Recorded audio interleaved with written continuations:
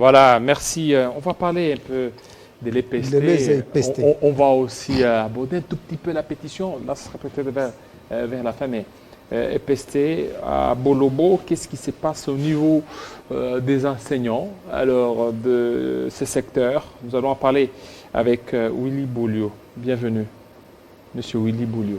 Vous êtes député national. Merci que je sois appelé bienvenue, même si je n'étais pas l'invité erré. Parce que il y a les gens, même s'il vient, il n'était pas invité. Mais vous êtes invité. Quand son nom s'appelle bienvenue, on l'appelle non, bienvenue veut dire que soyez les bienvenus, non? Bon. Soyez les bienvenus. Merci parce que vous m'invitez. Voilà, qu'est-ce qui se passe au niveau des Bolobos par rapport aux enseignants? Les enseignants se plaignent un peu trop là. Avant qu'on aborde toute chose, d'abord bonsoir. Bonsoir à tous les téléspectateurs de Télé 50. Toujours présent pour suivre. À Bolobo, je suis désolé de dire ça comme ça, un abbé a détourné les salaires des enseignants. Un abbé. Vous avez des preuves? Bien, un abbé. Vous aviez des preuves? Ou bien ce sont des racontards sur des réseaux sociaux que vous voulez un peu... En fait, il ne faut pas demander qu'on appelle rouge rouge et demander encore une preuve. L'abbé Giscard, qui est le curé de Kwamout, a détourné les salaires des enseignants du territoire de Bolobo que Caritas devrait payer. Et pour ça, on ne va pas faire le débat, parce que comme il n'est pas là, on ne sait pas l'accuser sans qu'il prenne parole. Oui, alors... Le plus important est que Caritas, avec IFOD, c'est eux qui sont responsables civilement. Qu'ils payent d'abord les enseignants de mon territoire. Le problème avec l'abbé Giscard, ils vont régler ça dans leur compte. Je ne vais pas entrer dans les couleurs des gens. Quelqu'un est habillé de noir et que ses yeux appellent ça blanc.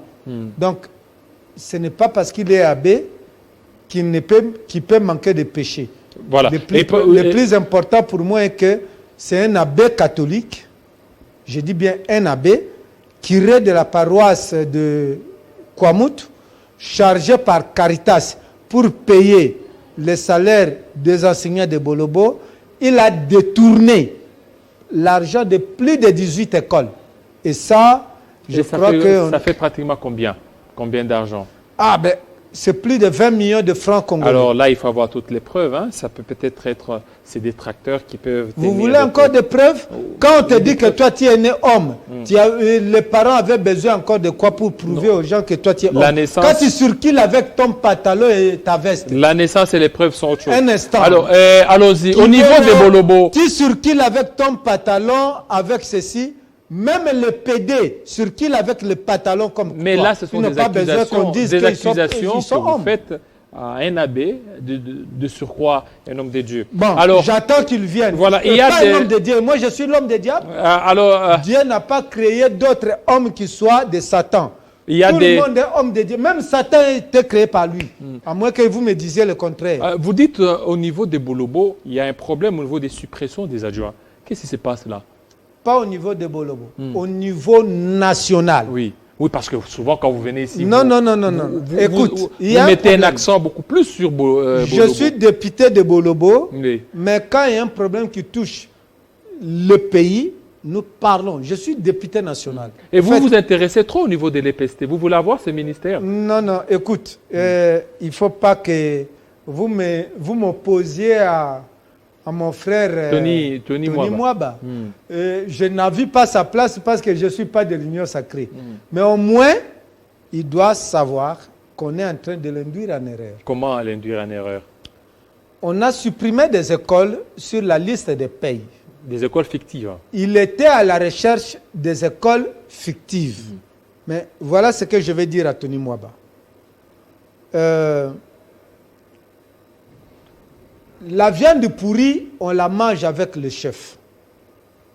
De telle sorte que, lorsque l'odeur de la viande pourrie est en train de détruire la nation ou la cité, le chef ayant mangé cette viande va tourner le dos à la maison de la personne qui garde la viande.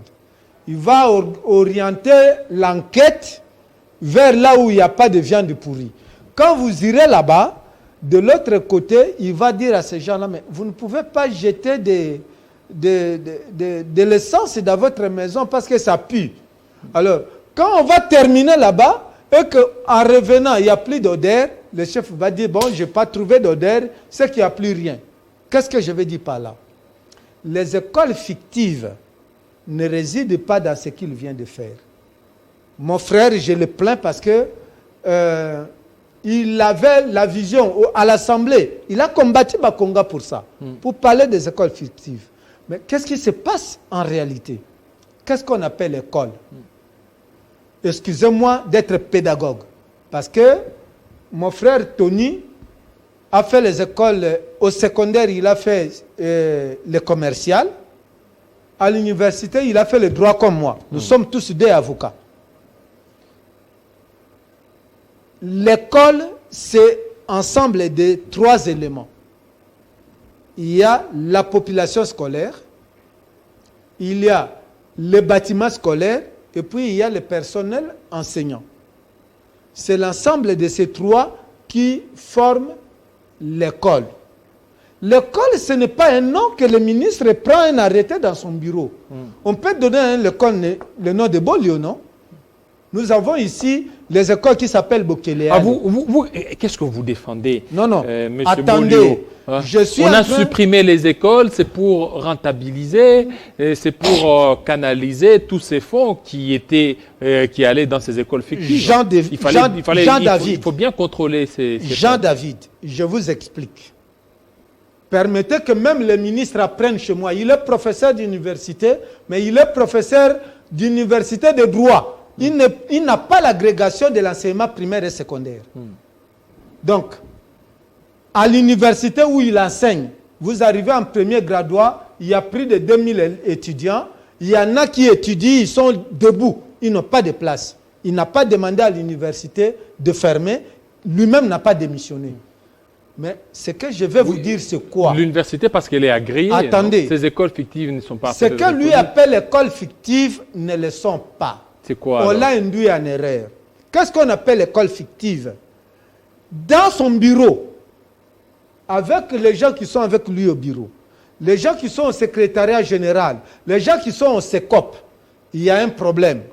Il y a des arrêtés, on a créé des écoles dont on n'a ni élèves, ni bâtiments, ni personnel enseignant, mais qui sont payés. Cet argent-là va quelque part, ça peut aller à l'Équateur, ça peut aller à Ubangui, ça peut aller à Lualaba, ça peut aller au Maïndombe, mais puisque ça n'existe pas, cet argent revient et les mêmes personnes s'en partagent. Alors, si toi tu vas auprès des mêmes personnes pour dire cherchons des écoles fictives, c'est là où je vous ai parlé de la théorie des personnes de la viande pourrie. C'est-à-dire, le chef tourne le dos à la maison qui sort l'odeur pour aller contrôler ailleurs. Les écoles que lui a fermées, ce sont des écoles effectivement qui existent. Dans quel sens? Il y a la population scolaire, il y a les bâtiments, il y a le personnel enseignant. Lui a fermé. Je vais vous donner une révélation. Lui, le ministre, à moins qu'il vienne me contredire sur votre plateau, il a obtenu son diplôme d'État à Salongo. Section commerciale. Cette école d'institut Salongo n'avait pas d'arrêté. Et actuellement, elle est fermée aussi? Non, attendez. Elle est fermée, non? Elle n'est pas fermée. Elle n'est pas fictive? Je vous dis, c'est ça que je suis en train de lui démontrer que les gens l'ont induit en erreur. Cette école-là, et même la concession, c'était défendu par un monsieur, paix à son âme, révérend pasteur au Benankoy. Ce que je vous dis, si Tony peut venir me démentir ici, Dieu connaît son diplôme. Donc pour vous, ces écoles fictives-là... Attendez. Allez-y, allez-y. Les écoles fictives existent. Elles existent dans des arrêtés mais elle n'existe pas sur terrain. Mais ici, c'est un problème. On l'a amené sur un autre terrain. Au fait, on va chercher à annuler le but de Cristiano sur son terrain de football, mais pour l'annuler, on l'amène sur le terrain de basket pour dire qu'il a marqué par les pieds. Alors qu'en réalité, il devrait marquer par les pieds. Qu'est-ce qu'on appelle école? Population scolaire, bâtiment, et puis personnel. Et puis, je vais vous dire, c'est là où le Congo est en train de mourir. Dans quel sens? Logiquement, pour avoir des écoles, ce n'est pas dans le bureau des ministres qu'il faut les avoir. C'est que le ministre, on est en train d'amener le ministre sur un terrain où, demain, il va appeler ses amis députés ou quoi, ou les partis, pour créer des écoles et dire que voilà, les écoles n'étaient pas là-bas, nous créons. La vérité, c'est quoi? L'école s'est créée à la base. Parce que la pression démographique faisait que les inspecteurs, en passant, constatent que dans tel village, il y a une telle population et qu'il n'y a pas de classe, on crée. Et puis, on donne aux gestionnaires des écoles et ils amènent les dossiers pour qu'on puisse payer. Et c'est ce qui s'est fait. Je vous donne le cas des écoles qu'il vient de désactiver.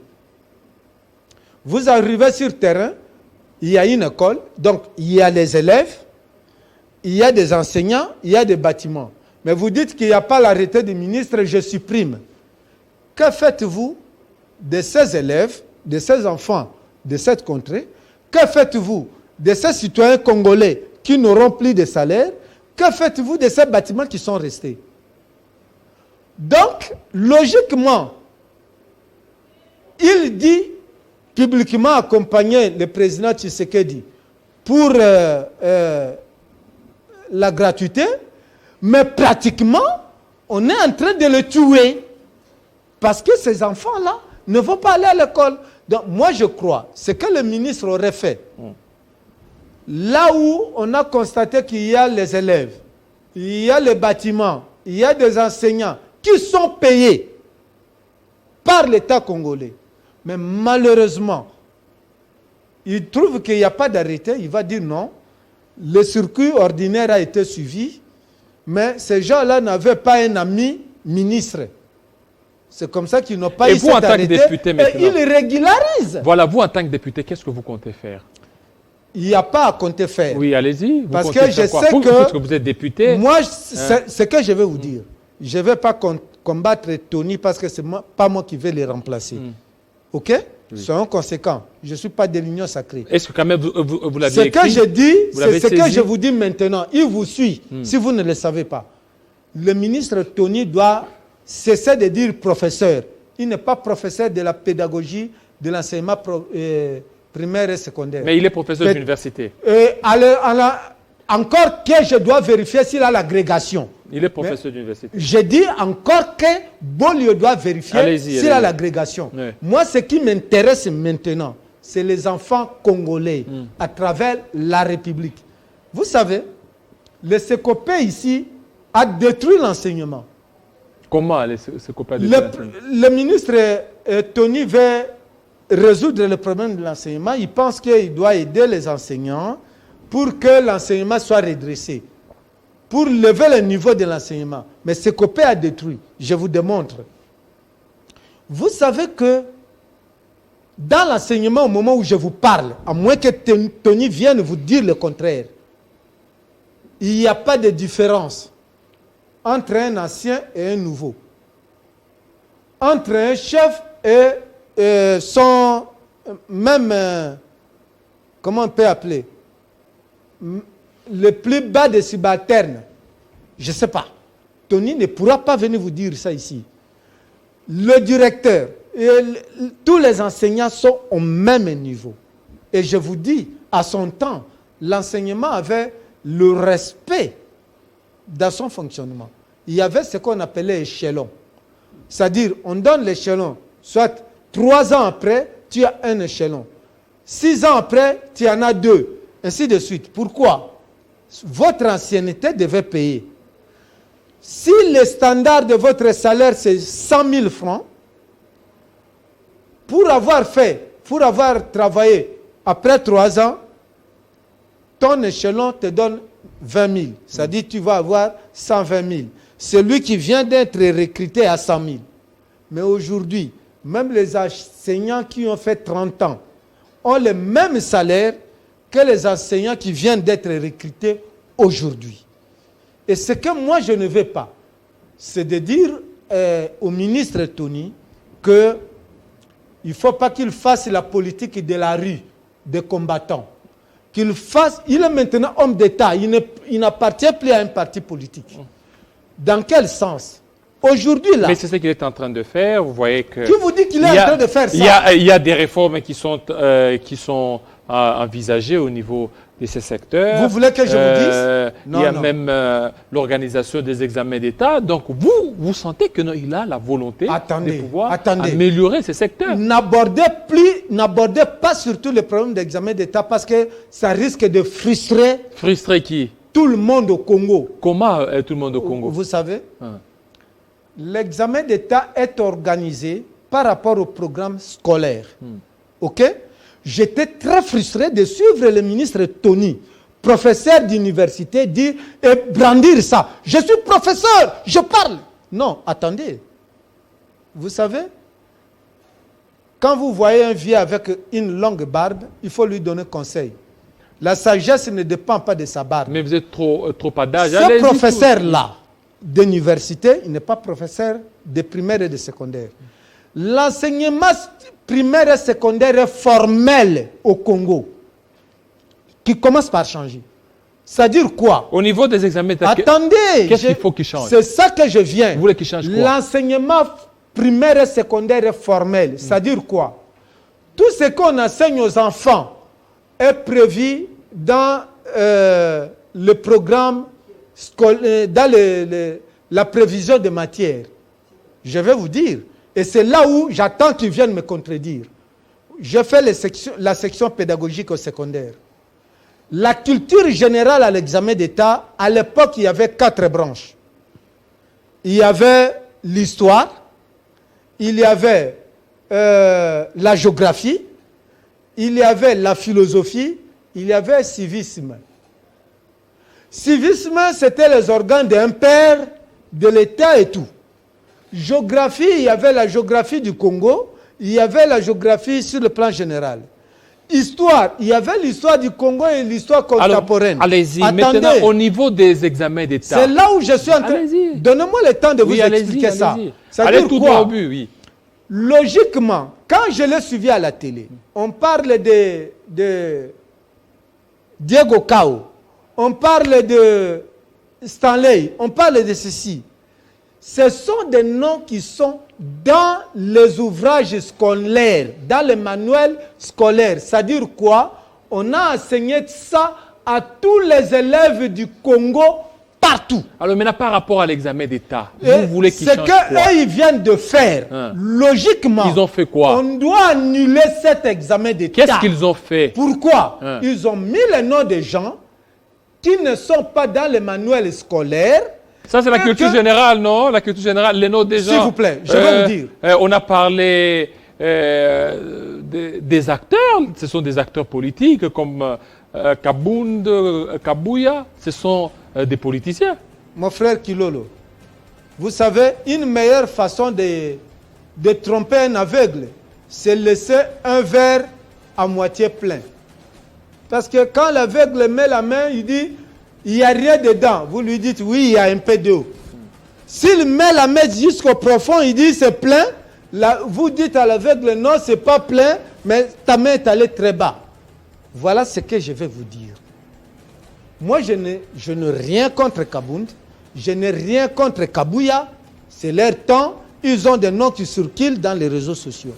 Dites-moi, mon frère, chez moi à Bolobo, pas de télévision nationale, pas de réseaux sociaux, pas de ceci. Mais c'est la culture générale. Non, je ne vais pas aller partout. La culture générale, c'est censé... cette culture un générale, enfant qui est en 6e doit quand même connaître le parti présidentiel. Attendez, mon frère Kilolo.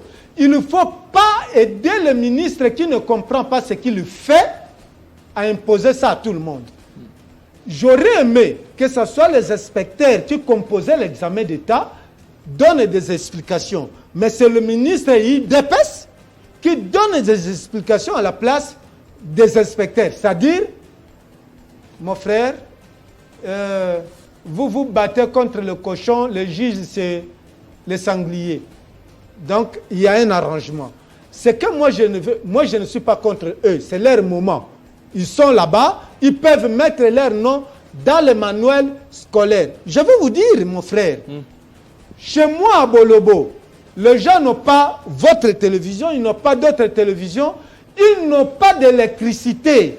Vous dites que culture générale veut dire tout le monde va suivre, mais l'examen d'État, vous avez favorisé les enfants des villes contre nos enfants au village. Moi-même, j'ai étudié au village. Moi, j'ai obtenu mon diplôme au village, contrairement à lui qui a obtenu le diplôme à Salongo. C'est-à-dire qu'il avait la chance de suivre toutes les émissions, tout ce qui se passait à la télévision. Mais moi, j'ai étudié au village. La grâce que j'ai eue, l'examen d'État est standard pour toute la République. Pour vous, il fallait qu'on mette les Diego Cao. Là, ce ne sont pas des Congolais, encore moins des Africains, de toutes les façons. On veut aussi nationaliser notre système éducatif. Je n'encourage pas Diego Cao. Mais Diego Cao, son nom est dans le manuel scolaire. On enseigne ça à tous les enfants de la RDC partout. Mais les gens que lui a mis dans l'examen d'État, vous savez que, logiquement, j'attends le président national de la NAPECO qui est à Lubumbashi pour le compte de l'enseignement supérieur. Nous devons saisir le Conseil d'État pour annuler l'examen d'État. Parce que nos enfants n'ont pas eu les mêmes chances que les enfants de ville. Voilà. Dilolo, ton frère est à Kinshasa. Il connaît le nom que vous êtes en train de citer, qui sont dans l'examen d'État. Chez moi, on suit ça. Voilà. Alors, merci. Comment on peut réduire les chances d'examen d'État à tout le monde? Et puis, vous savez, sur le plan international, on est en train déjà de contester le niveau d'études de nos enfants. Quand vous faites des choses comme ça, vous êtes en train de nous réduire à zéro. Voilà, merci beaucoup, M. Willy Bolio. La pétition contre Mbosso, quelques secondes, vous y êtes? C'est-à-dire quoi? Il y a une pétition. Est-ce que vous savez qu'il y a une pétition contre... Bolio n'est pas une feuille qui bouge partout vent. Voilà ce que je veux dire aux Congolais. Quelques secondes. En quelques secondes avant que je conclue. Quand moi je dis que Mbosso était mauvais, tous ces gens-là ont dit que c'était le meilleur. Aujourd'hui, ils doivent revenir pour dire que non, Bolio, toi tu as raison. Allons vers... Non. Le bien ne dépend pas de vous. Le bien dépend de tout le monde qui dit que ça c'est bien. Quiconque va combattre Mbosso, même du FCC, je dis bien, même du FCC, je vais le combattre. Oh. Parce que, vous avez bouffé. Quand moi j'ai dit que Mbosso était mauvais, ces gens n'ont pas dit qu'il était mauvais. Alors s'ils découvrent aujourd'hui, mais qu'ils viennent s'agenouiller devant moi pour me dire que j'ai raison. Merci beaucoup. Mais je dois conclure. Il y a eu détournement de l'argent. Mais vous avez dit au début. Vous avez dit. Je demande à Caritas d'assumer sa responsabilité civile. Ça, vous l'aviez dit. Ça n'est fini, fidèles téléspectateurs.